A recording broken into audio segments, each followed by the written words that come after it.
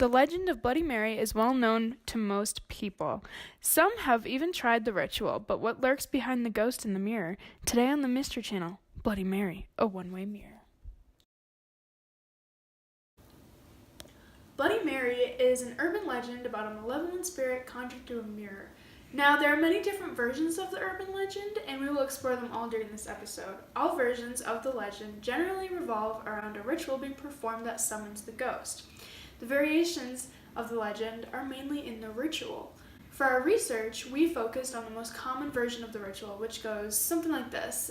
It must be nighttime. The people summoning the ghost, Bloody Mary, must stand in front of a mirror in a dark room. The summoners then say the name Bloody Mary 3 times in the mirror, and the ghost appears in the mirror and scratches whoever summoned her. The history of the legend of Bloody Mary is very hotly disputed, but when asked, most people have a general idea of the origin. Bloody Mary was upset because her husband did something to her, I'm pretty sure. Something having to do with her lover. I've heard about Elizabeth, is that? And then yeah. I also know that has to do with the Salem witch trials. Because do you know about the origin of Bloody Mary? I don't know, not much.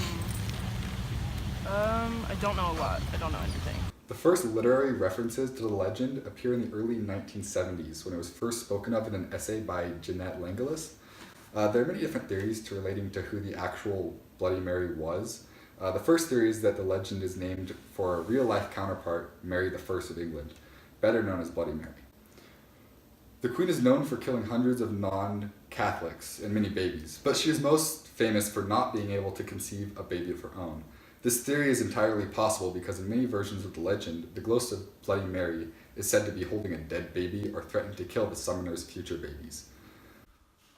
The next theory is that the legend refers to Mary Worth, who was a witch or alleged witch during the Salem witch trials. This is possibly relating to a story in which a young woman finished the ritual and said, "I don't believe in Mary's Worth," and then tripped and died. Another theory is that the figure behind the legend of Bloody Mary is Mary, Queen of Scots. While Mary is not famous for having actually committed murder, she had a series of unfortunate deaths around her, including her cousin. It's less likely than the Queen, but still a good candidate. The last theory is that the legend is about Elizabeth Bathory.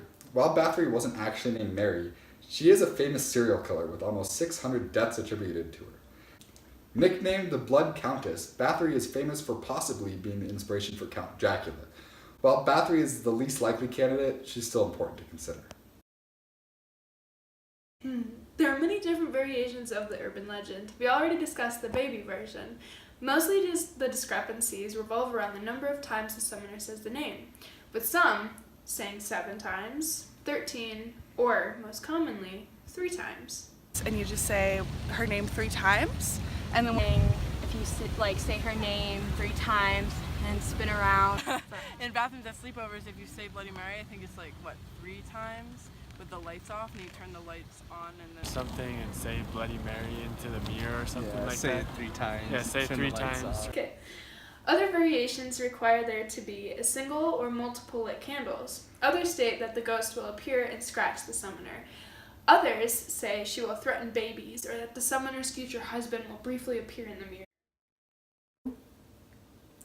The urban legend of Bloody Mary is especially interesting to psychologists because there can be reasons for the ritual. The first theory is that the ritual is used as an induction into womanhood by young girls. This theory revolves around the version of the ritual where the ghost shows the summoner a brief image of her future husband. Another theory is that the ritual is a classic example of what psychologist Gail DeVos calls the Robinson age. This is between the ages of 9 and 12 and is a period when children need to satisfy their inner craving for excitement. We were probably 8 or 9, and it probably say 9. 8 years old or 9 years old. Legend. I was about 6.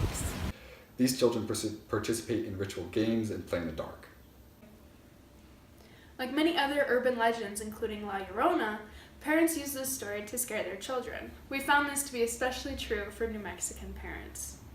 Did your parents ever use this urban legend to scare you as a child? Oh yeah, definitely. My parents are New Mexican. Any urban legend they can conjure up to scare us, to keep us in one spot, they will. No, not Bloody Mary. No. In order to fully explore the legend of Bloody Mary, we decided to actually try the ritual. What we found may surprise you. Well, of course, like when you're kids and you're with your cousins, they'll try to scare you. So like things did happen, but it was never like it was your cousin flashing the light or something. But it was never like we never saw her, you know.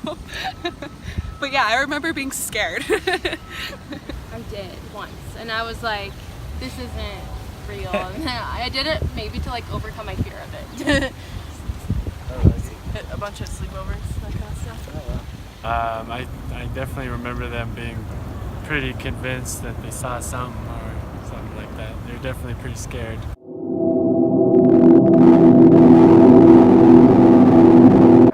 Alright, let's start by turning off all the lights. We're going to the bathroom. Mirror. Bloody Mary, Bloody Mary, Bloody Mary.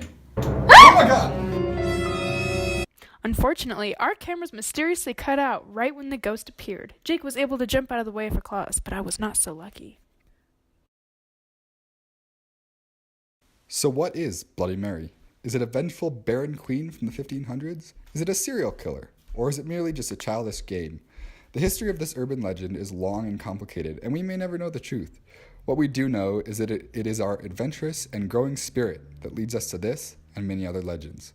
From all of us here on The Mystery Channel, have a good night and be safe.